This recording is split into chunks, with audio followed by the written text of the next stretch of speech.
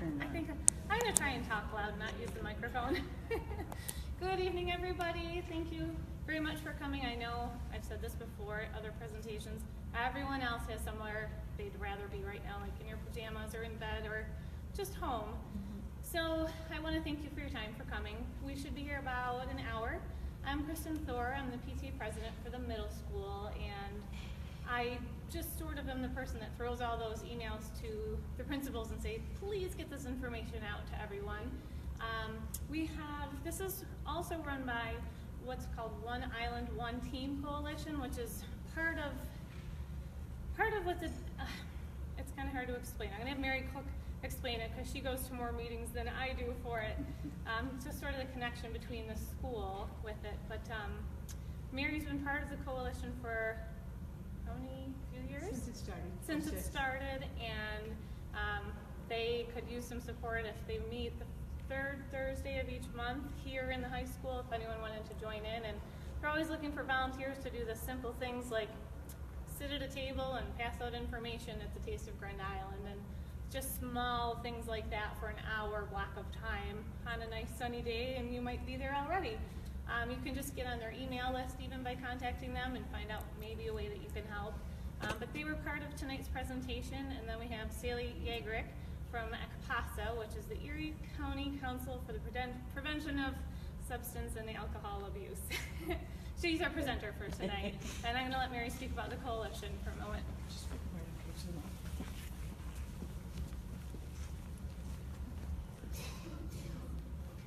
Good evening, everyone. This is a true example of you just never know what you might be called to do at the very last second. Karina Laban is the coordinator for One Island, One Team, and she just phoned Kristen in the last few minutes saying something has come up, she's ill or something, and she can't be here tonight to introduce the coalition. So I was asked to do that very quickly, and I have no prepared notes, but there is a flyer that you picked up on your way in. And the One Island, One Team was formed way back in 2006 when my now 24-year-old son was a freshman in high school here, and Sandy Anzalone was the new principal. And it started because Sandy sent in the process of just having her first freshman orientation, she had these questionnaires and she put them out there and was amazed at the number of them that came back, and it said, our school has a drug problem and nobody really wants to do anything about it. So Sandy gathered up a few people to sit down and talk about that. A lot of teachers, some professionals like Sally from the field, and then I was on the town board at the time. I was a councilwoman here on Grand Island, and so she reached out to the town. And I was very proud that right from the start we had law enforcement, elected officials, judges, and law enforcement sitting around the table. And we were the envy of Western New York because a lot of places couldn't get everybody to come and sit around the table. Because if you don't have people in the trenches, like law enforcement officers and school resource officers and teachers and disciplinarians at the school talking to the courts and working together, the whole thing kind of collapses. So we've been over a lot of ground in the last 10 or 11 years, and the coalition still exists. It's kind of been reorganized a few times. Karina is now the chairperson of the coalition. As Kristen said, you're welcome to join in with some of the efforts that are being undertaken. And the big push or the big goal is to try to have our town have a reduction in underage substance abuse. And it's very difficult to measure, and it's very difficult to know exactly how we're doing on it, but we're very hopeful that with some of the surveying that goes on in the school and repeat surveys that will come up and programs that we might be able to make a bit of a dent. I applaud you all for being here because becoming educated is probably the best thing that you can do, and then that can inform you as you move forward. And obviously a lot has changed in my life since 2006 when I first sat on the coalition, but I still try to find time to come to at least some of the meetings because I think it's vitally important for the health and well-being of our citizens into the future that we get a grip on this stuff and try to figure out where we're headed as a community, as a town, as parents, as citizens in our community to try to address the problem of substance abuse. And tonight's topic is marijuana. I was just telling Sally I had a parking lot conversation with somebody trying to convince me that I was just old and crotchety and should just go with the legalization because, heck, you could get the money and wouldn't it be a whole lot better? And I was just kind of appalled, and my only good retort, and I'm hoping to come up with a lot more after Sally's presentation, was that all I could see with people who use marijuana a whole lot was that they turned into very lethargic people and they weren't real interested in life. And as far as that went, I didn't think that was a good goal to be shooting for. But I'm sure Sally's going to have a lot more to tell us tonight. So thank you. Oh, one more thing. You can get a link to One Island, One Team. The insignia is on this little folder. If you go to the school's website, you'll find it there. You can click on it, and that'll take you to a site that describes what's going on currently, the meetings that are happening, and the various activities of the One Island, One Team Coalition. Thank you.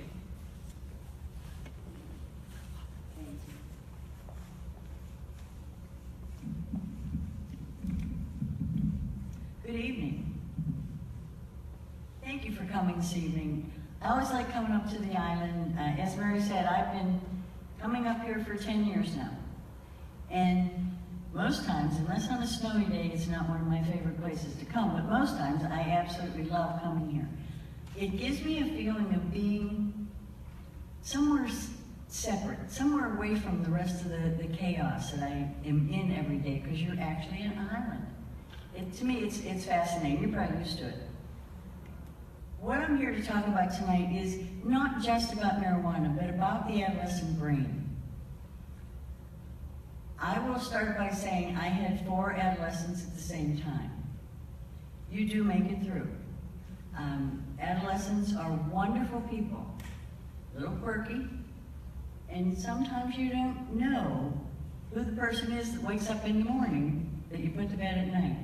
They change that quickly, but you gotta love them. When I bring up the first slide here, it's one that I want you to read, everybody. When you are finished, please raise your hand, and I will explain to you why after it comes up.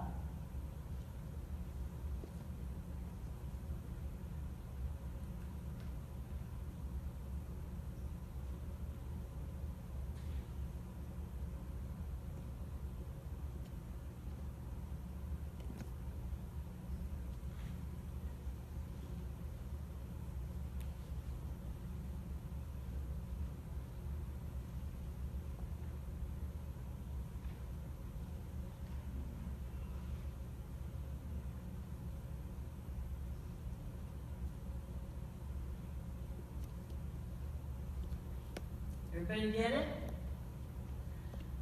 All right, the reason I'm asking you to raise your hand, as adults, we are so used to seeing things the way they should be, that we look at this and we think, would somebody drop the letters or something?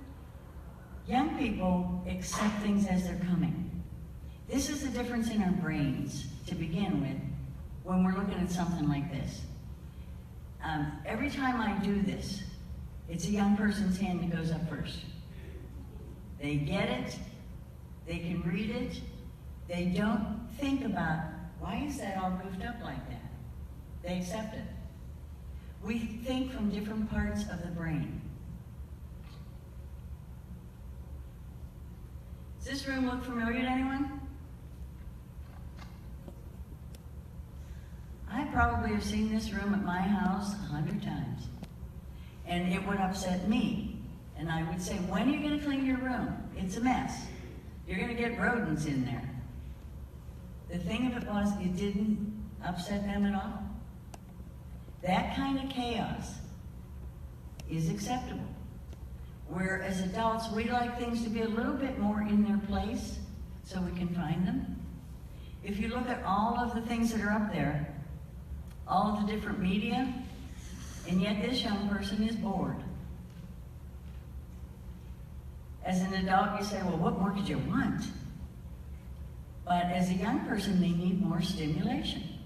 And sitting there watching that, they're used to it. It's not the stimulation they need. This is the human brain. It is 3 pounds of gray and white matter, and it just sits on top of our shoulders And it does everything. Without us telling it to. It tells us when to breathe. It tells us we're hungry. If we get hurt, it tells us we hurt. And nobody tells it to do that. It just happens automatically. There are 3 different parts to that human brain. We have the brain stem. That controls basic functions. Without that, you wouldn't be breathing. That's one of the things they talk about in traumatic injury.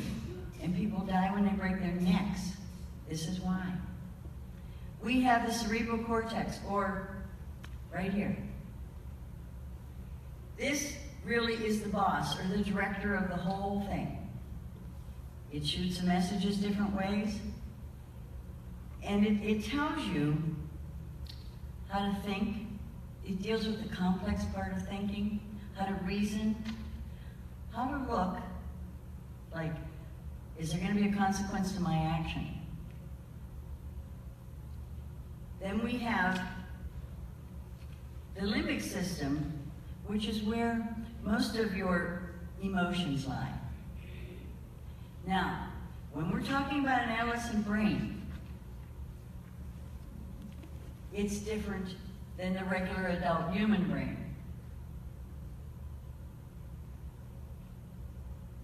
This is what the adolescent brain is more like. The emotion part of the brain is the boss in their case. The brain matures from the back forward. A child who is going through an adolescent stage, this is their development stage, they grow and they learn by taking risks. And you know that.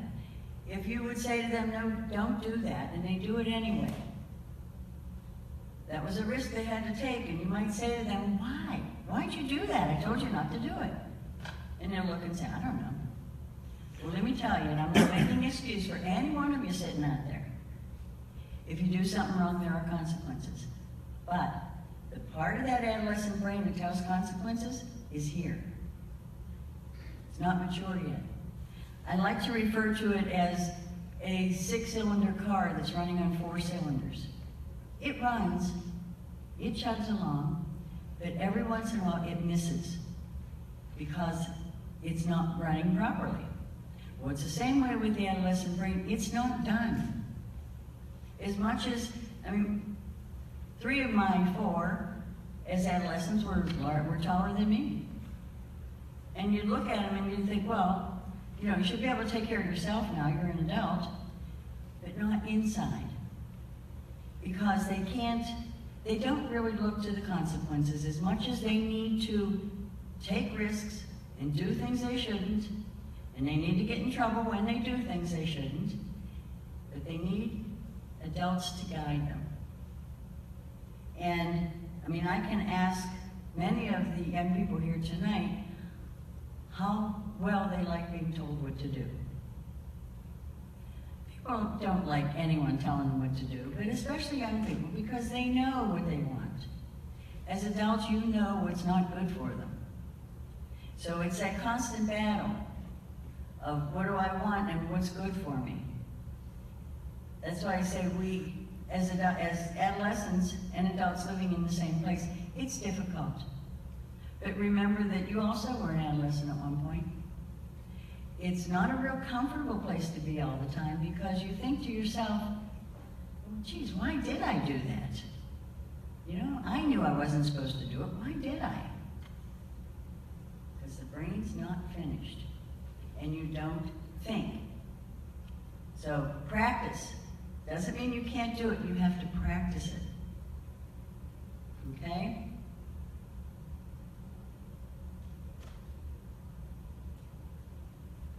You may have noticed young people getting in fights or saying things they shouldn't be saying. It's like something slips out of their mouth that shouldn't have been there to begin with. One of the things that is not really strong in their brain yet is their ability to control their emotions. And when they get mad, they're going to holler. Sometimes if they hear things being said that I don't even like to say it's an adult way of speaking, but certainly not an adolescent's way of speaking. Some of the language that I hear, when they're mad, it just comes out. You know, I used to say it shouldn't be there. If it's not there, it won't come out here. So we always had this battle at my house about language. Until they can control themselves. Sometimes that's going to happen. They have a preference for physical activity. You look at your young people and you think, where are they getting all that energy? That's what they prefer at that age. They want to be active. They want to be doing things. And today, a lot of young people are starting to substitute that for the technology that's out there. I'm going to explain to you in a minute why that's not a really good idea. Poor planning and judgment. It's real prominent at this age.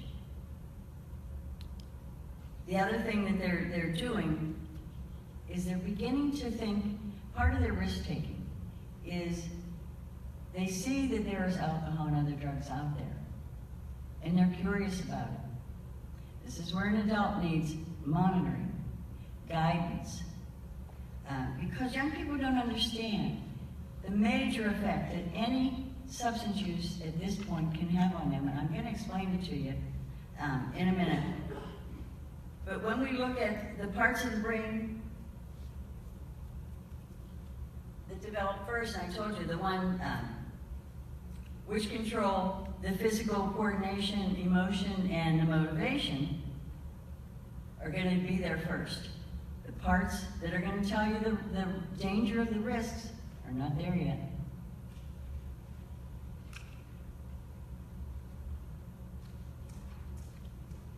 I have heard parents say to me,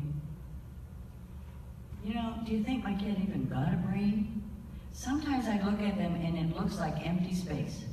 They don't listen. Whatever I say goes in one ear, not the other. And you know what? It's really not true. It does stay in there and it will surface later. But I understand where you're coming from. Between the ages of 12 and 24, there are approximately 2,000 billion active cells working in that brain that you sometimes wonder if it's there. They're actively working. It just seems like it's empty and they're not working.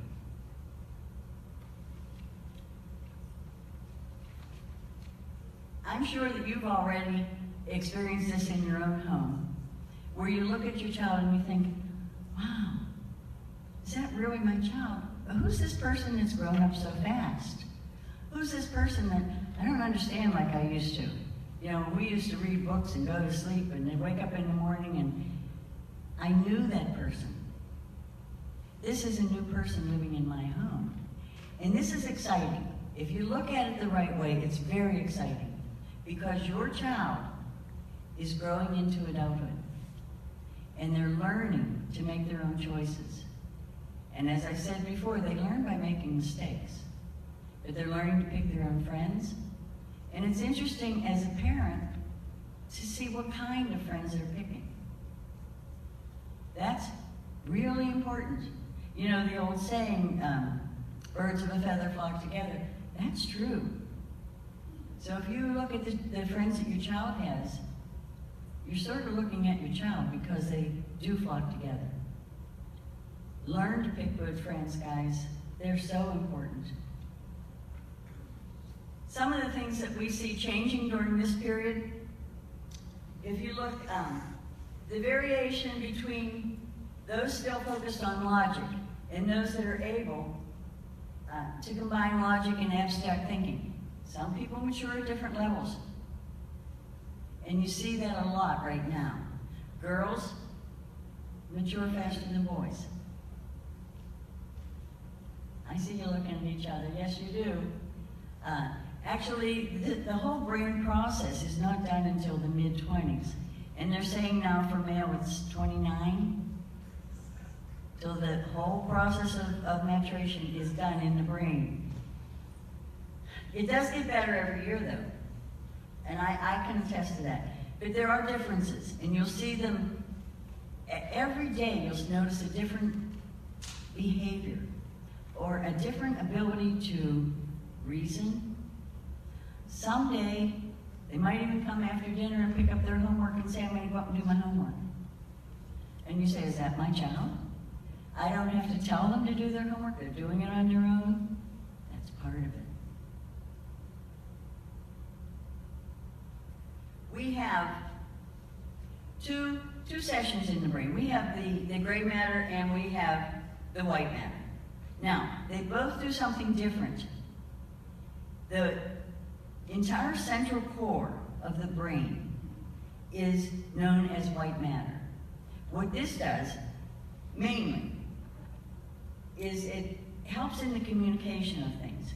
In connection with that gray matter, through the neurons, they're sending communications back and forth. So that when you hurt your finger, in the brain, the communications is going, oh, tell her to say, ouch, that hurt. And it comes back down and tells you to say, ouch. Happens so fast we don't know it, we don't think about it. But this is part of what they refer to as the brain cells, but it's matter. And as I said, it's 3 pounds controlling everything. So how does our brain communicate? As I said, you know, if something goes here, you hurt yourself, it has to go up, it has to go down. It's through the neurons that the communication takes place. There are neurotransmitters, there's a lot of scientific facts. If you're really interested, most of them are in one of the handouts that I gave you tonight, and you can read it. But the scientific facts get a little confusing if you're not familiar with the terminology. But I wanted you to know it is there, and you can look at it in your own, in the handouts that I gave you tonight. This is important. This is called pruning. Does anybody prune their trees at home? You cut off those weak branches so that the strong branches continue to grow and you have a nice shaped tree. Well, your brain gets pruned. And it actually happens 3 times during your life. It happens as an infant, it happens as an adolescent, and it happens as a senior. Not senior in high school, a senior citizen. What happens is the pruning goes in, and all of the weak things, the places that are not being used, get taken away. It's called myelination, if you're looking for a term for it. So if you were, say you're playing on your games all day, and that talent for music that you also have, you weren't doing anything with it, it was just getting weak over in the corner, that could be pruned away someday. You'll be real good at playing games, but you need to make sure, that's why, you know, the American Pediatric Association says 2 hours of screen time. The average adolescent today gets between 8.5 and 10 hours. And that is because they multitask. They're at the computer, they're listening to music, watching TV, they have their iPad on, they're multitasking. But this is their screen time that they're getting, when they're only supposed to have 2 hours. We need to watch that, because you don't want that music talent, that math talent, the things that are important for success in life to get pruned away. You need to keep those parts of the brain really strong.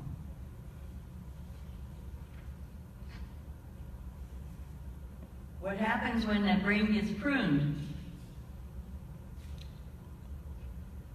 This place that's still there, the strong place that they want to grow, it's covered with a protective shield like, so that doesn't get pruned away later.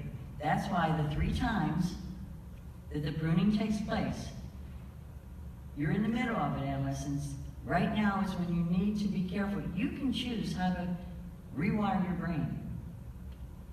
That'd be up to you.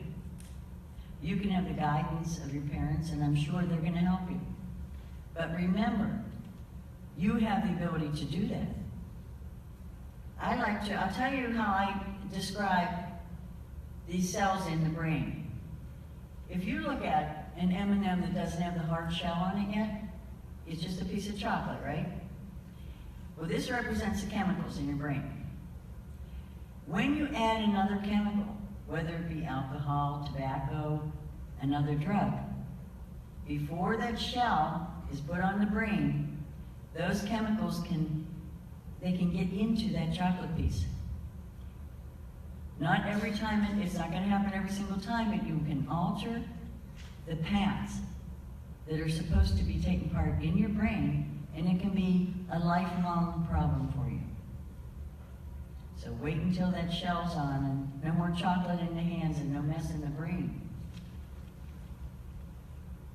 Here's how you're going to rewire your brain.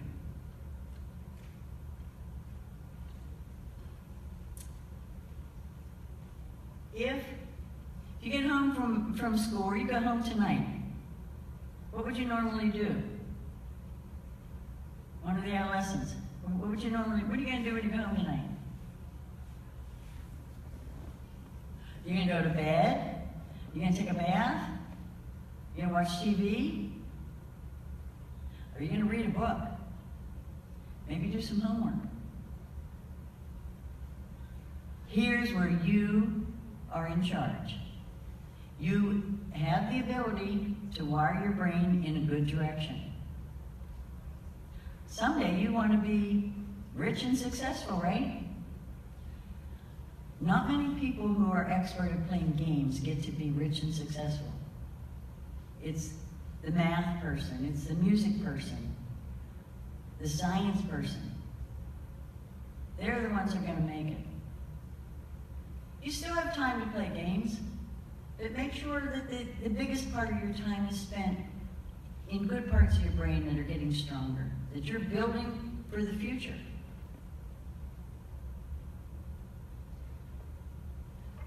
Now, along with this brain, that's not done yet, and the developmental age of an adolescent who's taking risks, you also have a flood of hormones coming in that will affect your decision making as well.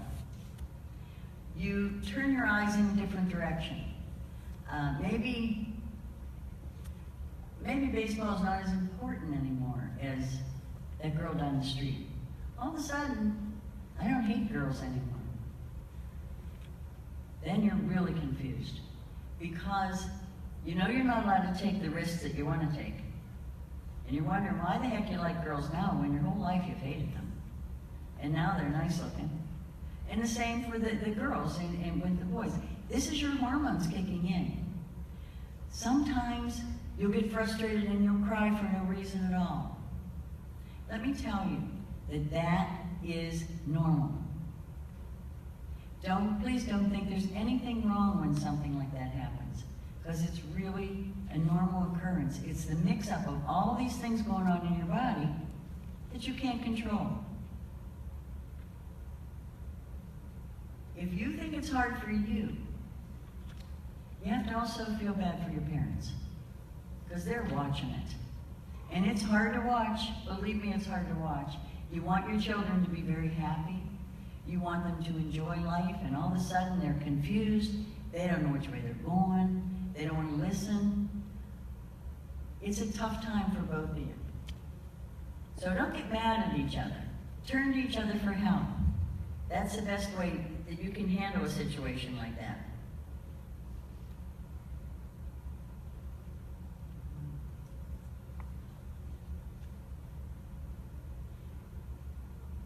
Now,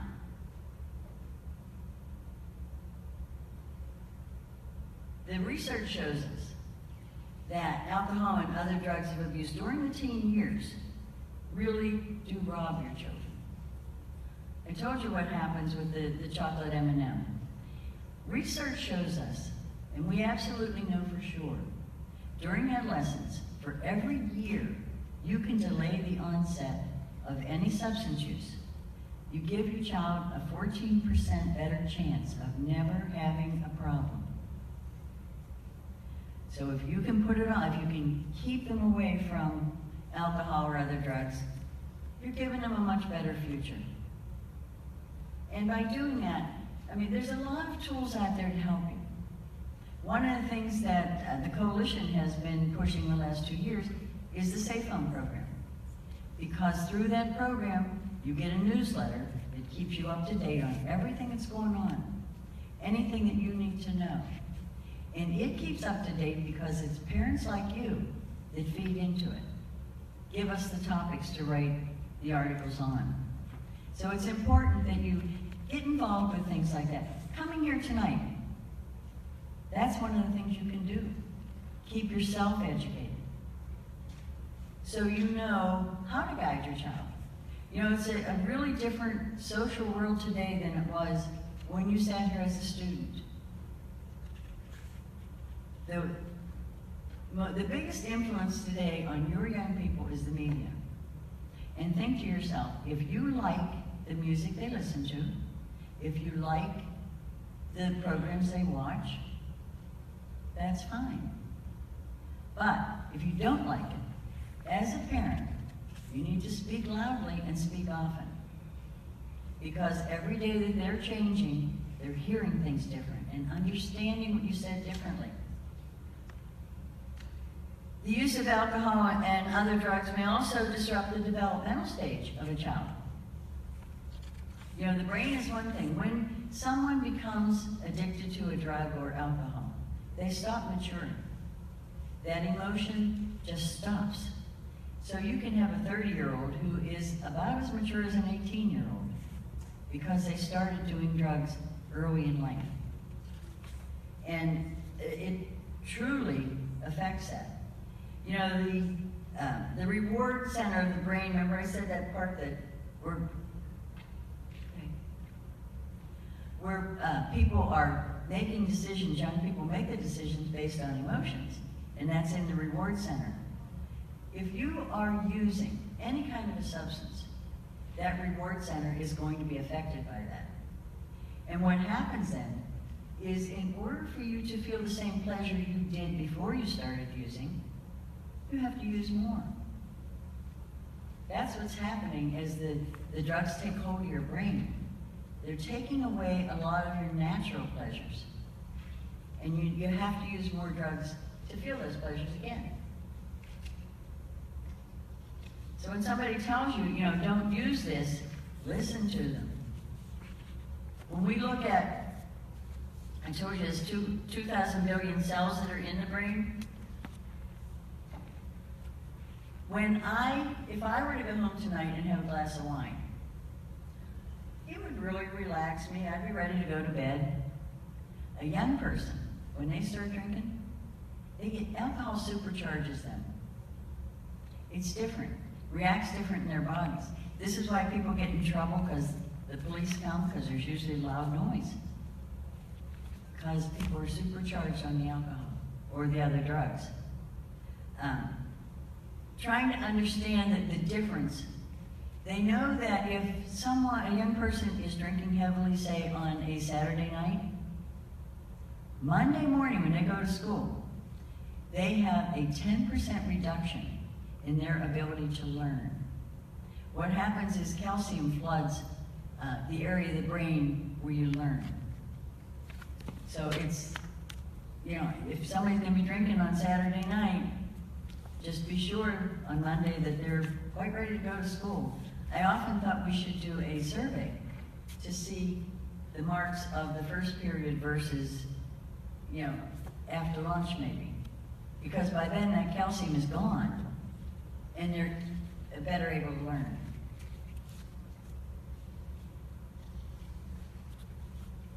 Let's talk about marijuana use for a minute. As Mary was saying, marijuana today is stronger than it's ever been. We talk about medical marijuana. Well, in New York State, although it is called medical marijuana, it's not medicine.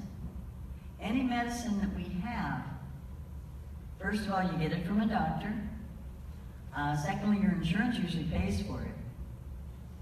And third, they know how much to give you.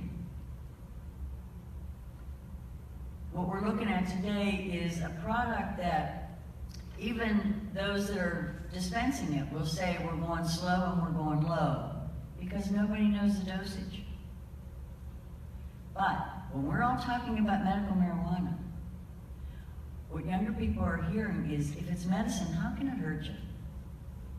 How can this be bad for you if it's medicine? Well, it's not medicine. And until it is treated through the FDA, it will not be medicine. It's available more today than ever before. I know there's a legislation pending in Canada with no opposition where they want to make it recreational. That's right across the border. It'll be here in no time at all. So we need to educate ourselves on the damage that marijuana does. As I said, it's stronger than it's ever been. Some of the strains of marijuana we see today, people are hallucinating on because it is so potent. Young people today are smoking it differently. They're concentrating it. Now, if before, that brain that is not mature yet, that has those M&Ms in there with no shell, THC was hitting them. Today, with it being stronger, the THC is going to penetrate much quicker. We know with a young person, an addiction happens faster and it goes deeper, which means recovery is harder. When we talk about the impact that it has, people will talk about, well, Mary was talking about people who are lethargic, they don't want to do anything. What that is THC is the only drug we have that is not water soluble. So I can take my glass of wine, and alcohol will pass through me an ounce an hour. THC has a half-life. And what it does is it adheres itself to the cells in the brain.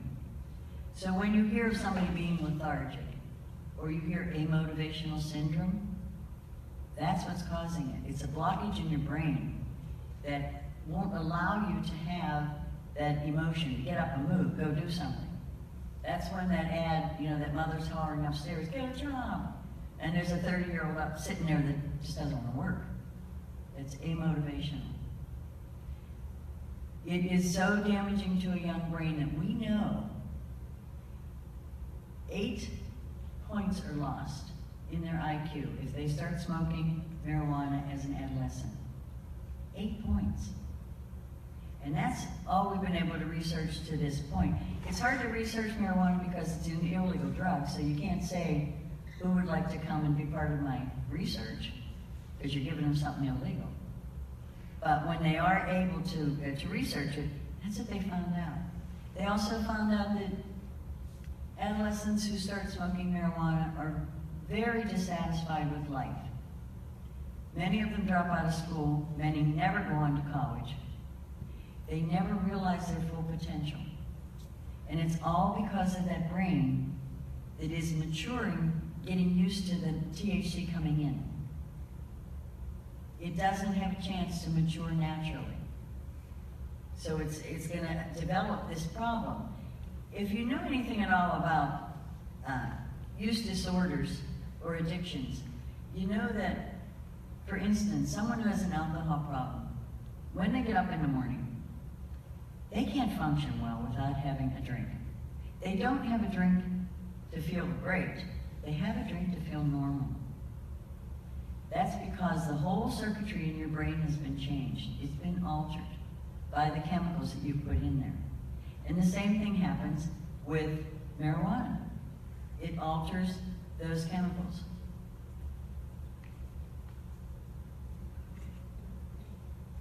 What other brain changes occur? Because this brain is not done. There's a lot of things that can happen to the body that's directed by the brain. If I say to you, for instance, what's happening with your grades here? Or why haven't you learned those plays yet, those football plays? You know why? Because your brain's not working. Your brain can't tell your body what it's supposed to do. Why did you drop that ball? Well, because you weren't thinking about it. As I said before, your brain directs everything that's going on. And when it's not clear, it can't direct good directions. Can't tell you what to do. It also will, I talked before about how it affects your impulse control. This is where it gets you in trouble. When there's a blockage there in your brain and you're not making good decisions anyway, it gets worse when you add chemicals to it. You will notice some of the signs that you'll notice when someone starts using is oftentimes they change friends because they want to be with people that do the same things they want to do. Their grades will go down. They'll get lethargic, not want to do much of anything. Watch for those signs. And it's hard because it's a fine line between adolescence and using drugs. This is the change, part of change in both of your lives. Now that your adolescent is maturing. We talked about the risk perception, that they don't see it because this part of the brain's not done. The last thing to get done. At age 16, kids want to get their license, their driver's license. And that's a healthy risk. If you can teach them how to drive, they get the sensation of taking a risk, but it's a healthy one. It's like snowboarding. That's dangerous, but it's a healthy risk. Try to encourage your young people to get involved in more healthy type risks. Then they won't want to do the other types that are out there.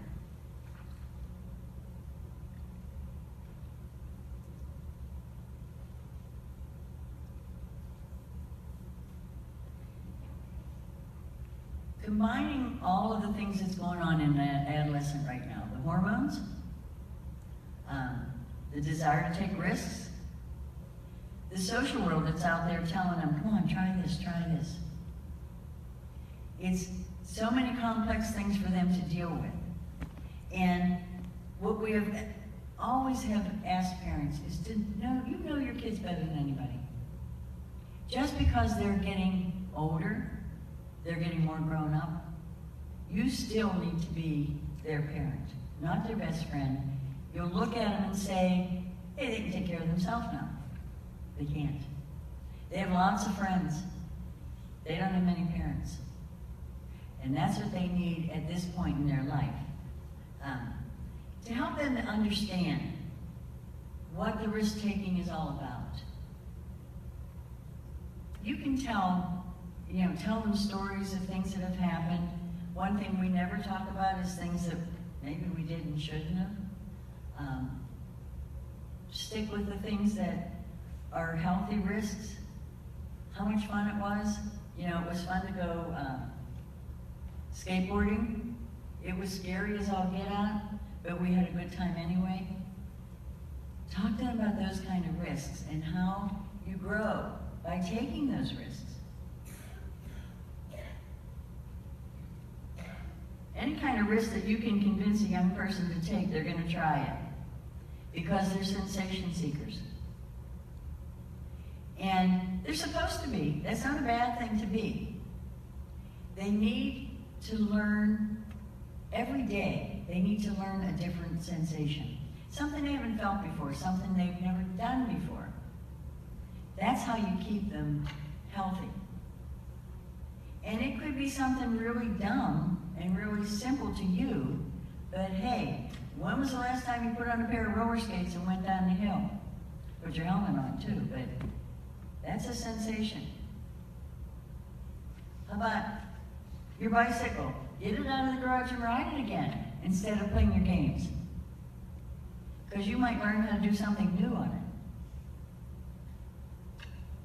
Sensation seeking is normal during adolescence, and it is a time that is a scary time for parents because you're thinking from this part of the brain, and you see the risks. So that's why you're saying, put your helmet on, don't forget your knee pads, put those elbow pads on. And the kids are ready to go with nothing. Coming from two different places. The self-regulation, it's still evolving in the brain. The adolescent brain hasn't learned yet how to regulate everything that it's supposed to. So it doesn't know that it's not safe to go too fast on that bicycle without a helmet on. It just knows it's sensation, it's fun to do it, but it doesn't regulate. This is one of the ways that we know adults can help is by listening to what their kids are saying to them and giving them advice. The big thing is to listen, though. Let them talk to you about it. Sometimes I think it's fun to see that scary face that you might put on when they tell you something they did.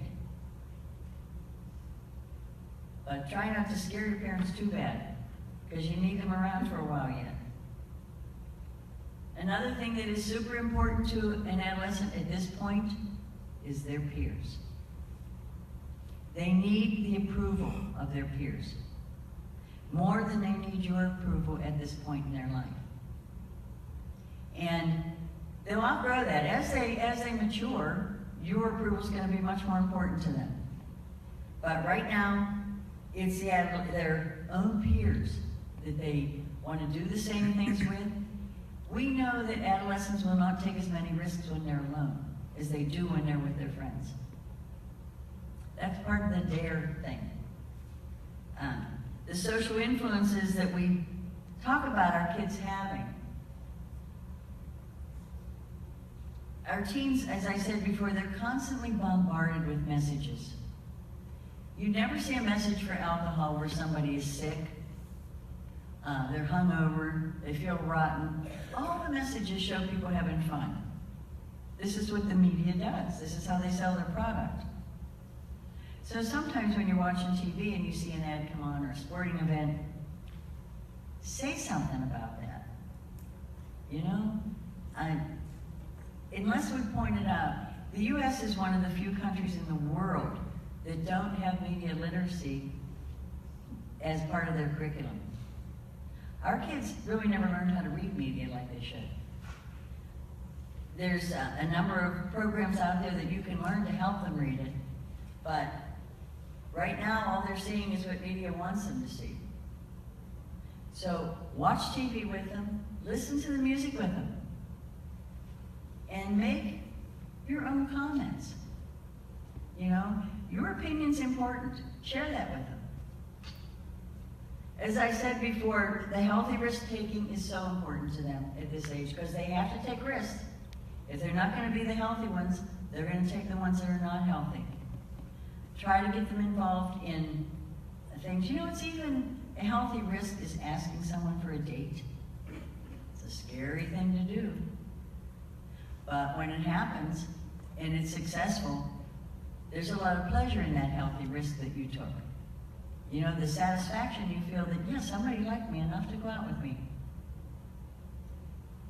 As I said, driving is the big one. It's very hard on the parents. Sometimes better off sending them to driving school because it's tough to teach your own kids how to drive. Especially today, there's so much traffic out there and the cars go so much faster. But get them involved in athletics, get them involved in art, anything where they can express what they like, what they do. That's healthy risk-taking. If they try out for a play, that's a scary thing to do. What if you don't make it? It's a healthy risk. And you also, if you don't make it, it's not the end of the world. You learn how to deal with that kind of stuff. One of the things that the psychologist will tell you is our young people do not have a lot of coping skills. We need to build them up a little bit. Because if you don't have coping skills, you turn to something. Usually it's a substance when something goes wrong. Because that's how you cope. The teenage brain, in its development, it's very hard for you as an adult to understand what's going on in their brain. Because your brain is finished.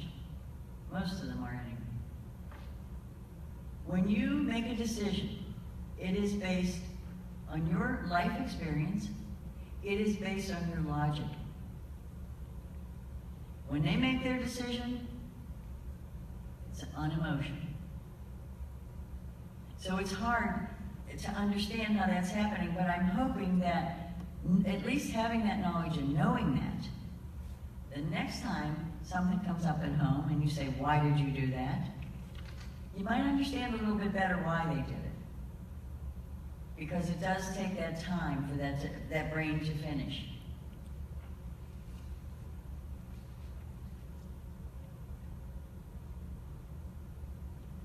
Images have shown that most of the mental energy that teenagers use in making decisions is located in the back of the brain, whereas adults are using the front. Do you remember when your child was born and they had a soft spot? How careful we were, not to let anybody touch it, you never pushed it. That was part of the brain, the physical part of the brain closing up and coming together. When the rest of it is done, when it's grown all the way from the back to the front, and it's mature, if you looked at a person's brain that is, say, 70 years old, you will start to see that theirs is not receding again, but it's getting dense in it, dimples in it, that whole section. Someone starts using substances early, you'll see that at age 30. That is the brain starting to break down again. It's like dementia. Do you remember, they used to say to seniors, read a lot, do the crossword puzzle, stretch your brain, and they never knew why they were saying it. But they were saying it because of that pruning process. You want to keep the brain active. So it starts with a young child. They have to use their brain to learn everything new. When they get in school, they're using their brain, they're stretching the dendrites in their brain because they're learning new things. It's a lifelong process. And the adolescent brain, as I said, it's quirky. It's still so fantastic to watch it grow, to watch it mature, to see for the first time a decision that made sense. It's just amazing to me. It would be like when they learn how to read and they pick up a book and recognize a letter. This is all the learning that goes on. The brain is an amazing thing. As I said, if we can keep young people from getting involved in alcohol, any of the drugs that are out there, we can help them tremendously to be successful people.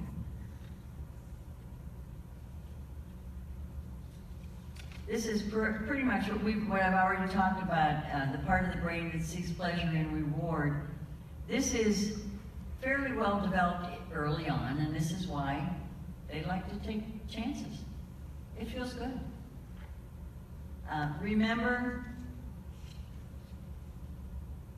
it says that imaging studies, you know how they do the images of the brain now, and you can see the parts that light up when someone is doing something? We know, for instance, when they take an adolescent's brain and they study it under the imaging, there are certain things that make that part of the brain, like if they're doing a game and they're doing good at it, that part of the brain that sees the rewards and the pleasure will turn like a yellow. It's the same thing that happens when someone takes cocaine. It affects that same part of the brain. This is the imaging. We have been able now with imaging to see so many new things about the brain that it does help us to understand better why we don't understand young people. What you are doing here tonight with all the information that you're going to take home with you tonight, when you have time, go through it, because there's so many good things in there to learn, to help you to understand what your kids are thinking. You could even share it with them. They might like to read it. Help them to understand why they do the things they do, and know that it's not always going to be that way. Kids are supposed to have fun. They're supposed to take risks. Adults are supposed to be there to guide them. You are extremely important to your young people. Don't ever lose that. Keep the communication open. I think that's the hardest thing in parenting, is letting your kids go. So keep it open. I appreciate you coming tonight. If anyone has any questions on anything, I would be happy to try and answer it. If not, remember, love your kids. They're hard sometimes, but they think the same of you too. Sometimes parents are just as hard to love.